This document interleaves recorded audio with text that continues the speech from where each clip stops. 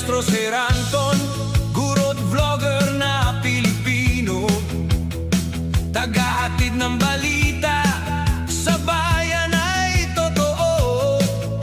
Mga benepisyo ng guro, kanyang tinatalakay. Video natin ngayon mga maestro ay pag-usapan pa rin natin itong tungkol sa PBB 2024. Ayan, so good news nga po mga maestro kasi based nga po doon sa post ng Department of Budget and Management sa kanilang pong official Facebook page. Ayan, ay nagpalabas na po sila ng announcement na tuloy na nga po ang atin pong PBB 2024 at kasabay po noon ay naglabas na rin po sila ng memorandum circular para po dito sa grant of PBB 2024. Ayan. So, dito sa video natin ngayon ay pag-usapan natin magkano ba ang expected po mga kamaestro na PBB 2024 na atin pong matatanggap if ever pong ang atin pong agency ay magka-qualified para po dito sa PBB 2024. Ayan. So ito nga po Ito nga po yung naging post kanina ng Department of Budget Management around 6 o'clock in the afternoon.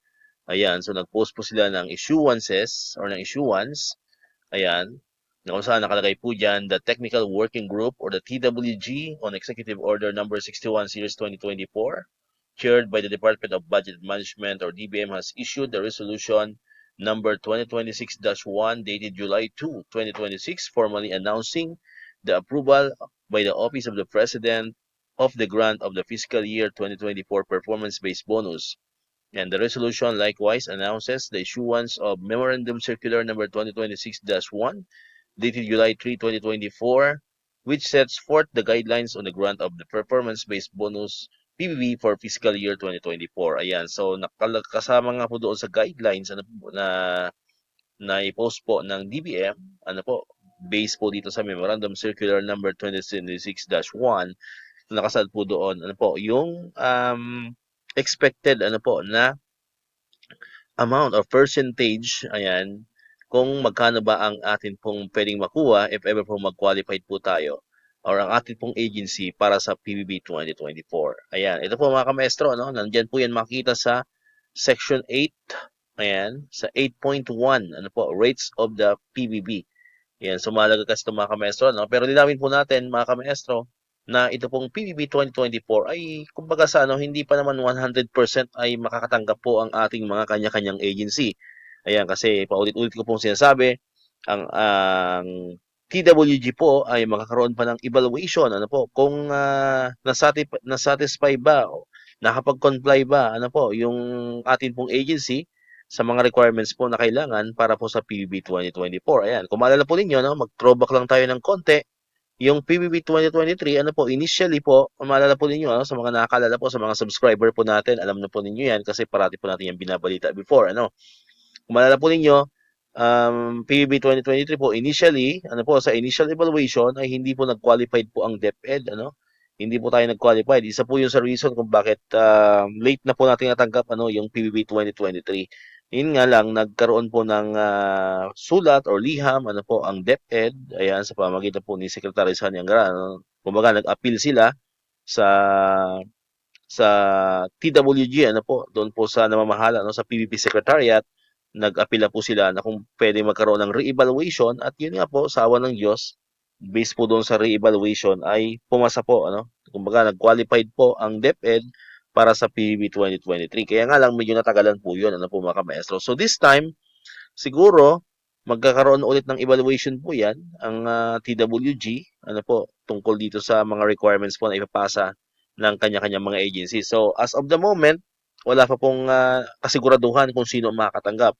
Ang sure lang po dyan is magre-release ng PBB 2024. Depende po yan sa eligibility ng atin po mga kanya-kanyang agencies. Yun po malinaw mga kamestro, kasi ayaw ko magbigay ng false hope na sabihin natin, oy, ang DepEd ay 100% makatanggap na. So as of now ay hindi pa po natin masasabi sapagkat magkakaroon pa po ng evaluation sa mga requirements, sa mga documents na kailangan para po sa PBB 2024. But this time, kahit hindi pa man tayo sigurado, alamin na natin kung magkano ba ang pwede po nating matanggap na PBB 2024. Ayan. So dito nga po yan sa 8.1, nakalagay po dyan, the total score as stated in item 5.0 hereof shall be the basis for the determining of the amount of the PBB an agency is eligible for. The maximum rate of the PBB for agencies that will achieve 100 points shall be 65% of the monthly basic salary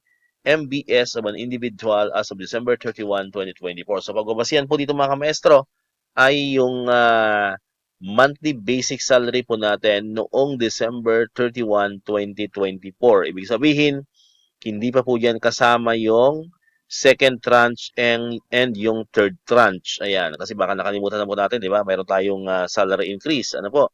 So, hindi pa po kasama dyan yung second tranche and third tranche. So, December 31, 2024 po na monthly basic salary po ang pagbabasihan if ever man pong mag-qualify po ang ating mga agency. So, ito po ang highest possible na percentage na pwedeng makuha is 65%.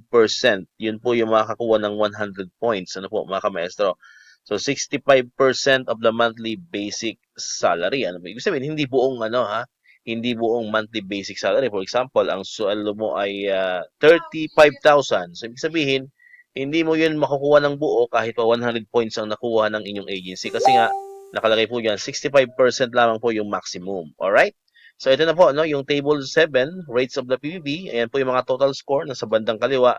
Dito naman po yung PBB rates sa bandang kanan. So, kung ang agency po ay nakakuha ng 100 points, so 65% po ng monthly basic salary ang matatanggap ninyo. Or 100% of 65% of the MBS. So, yung MBS po is monthly basic salary. Ano? So, ibig sabihin, 65% po ang makukuha po ninyong PBB. Now, pag ang agency naman po ninyo ay nakakuha ng 95 points, ito naman po ang katumbas niyan, 61.75% of your monthly basic salary or 95% of 65% of the MBS. Ayan. Ngayon, pagdating naman sa 90 points, kung 90 points po ang nakuha ng inyong agency, 58.5% of your monthly basic salary or 90% of 65% of the MBS. Ayan. Kung kayo naman po ay nakakuha ng 85 points, so 55.25% of your monthly basic salary or 85% of the 65% of the MBS. Kung kayo naman po ay nakakuha ng 80 points, 52%. So almost kalahati, mahigit kalahati ng konti ng inyong monthly basic salary ang inyo pong matatanggap na PBB. Ayan, or 80% of the 65% of the monthly basic salary. Kung kayo naman po ay nakakuha ng 75 points, 48.75% or 75% of 65% of the MBS. And kung kayo naman po ay nakakuha ng lowest score, ito na po yung pinakamababang score for your agency to qualify. Ayan, so 70 points po. So kailangan maabot po ninyo ang 70 points para mag-qualify po kayo sa PBB. Ito naman po yun, 45% or 45.5% of the 70%. Or 45.5% of your monthly basic salary or 70% of 65% of the monthly basic salary. Ayan. So, mali lang po mga kamestro, no? Yan po yung expected na amount. So, kayo lang po mag-compute niyan mga kamestro kasi iba-iba naman po tayo ng ating monthly basic salary. Depende po sa ating salary grade and depende po sa ating step increment. Ayan. So, at least meron na po kayong idea kung ilang percent of your monthly basic salary po ang inyong matatanggap if ever pong mag-qualify ang inyong agency. Ayan. Nakalagay din po dyan, in cases where the overall score is not whole number, ending in 5, the overall score shall be rounded down to determine the appropriate PBB rate. Next, ito pa, the PBB rate of an eligible agency that fails to submit all or fails to submit all proportional requirements for the assessment of agency performance under the eligibility criteria on time will be reduced by 5%. So, ibig sabihin, kailangan po ay masubmit on time para wala pong deduction na 5% doon po sa total na PBB na pwedeng makuha. Alright? Kung may mga katanungan pa kayo mga kamaestro, tungkol dito sa PBB 2024, just comment down below dito po sa atin ko pong comment section. Alright, so dito natapos itong ating video ngayon mga kamaestro. Kung di ka pa nakakapag-subscribe, click mo na ang subscribe button dyan para ko yung unang nakapanood ng mga videos na in-upload natin. Katulad yung mga updates pa rin about sa PBB 2024 and other benefits sa mga teachers and government employees. And syempre, click mo na rin ang notification bell button para man-notify ka, always updated ka pag may mga bago tayong uploaded na videos. So muli, maraming salamat sa inyong panonood at pakikinig. Once again, El Maestro, see you on my next vlog. Bye-bye!